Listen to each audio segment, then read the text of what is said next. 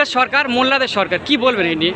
মাননীয় মুখ্যমন্ত্রী মমতা বন্দ্যোপাধ্যায় তার সরকার যখন গঠন করেছেন, মানুষের আশীর্বাদ নিয়ে গঙ্গাসাগর মেলা করছেন প্রতি বছর, এবং সেখানে ডিএম তার সর্বোচ্চ আধিকারিক হিসাবে, প্রশাসনিক আধিকারিক তাকে, মন্ত্রী মহাশয়দের, সমস্ত এমএলএদের, পঞ্চায়েতের লোকেদের, জেলা পরিষদের সদস্যদের, এবং তিনি নিজে এসে সরেজমিনে থাকেন যাতে এই মেলায় ভারতবর্ষ থেকে কোটি কোটি মানুষ সুরক্ষিত হয়ে তারা তীর্থ স্নান করতে পারে।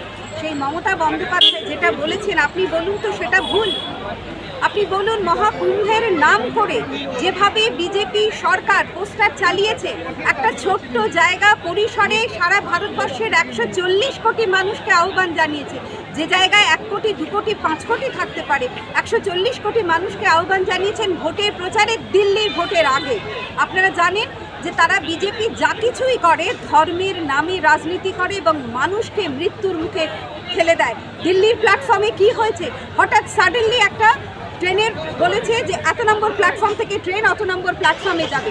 মানুষকে সময় দেওয়া হয়নি সেই জায়গায় প্ল্যাটফর্মে দাঁড়িয়ে, মানুষকে বলে দেওয়া হয়নি অ্যানাউন্সমেন্টের মাধ্যমে আপনারা হুড়োহুড়ি করবেন না, ট্রেন ততক্ষণ ছাড়বে না যতক্ষণ একটা প্যাসেঞ্জার না ওঠে।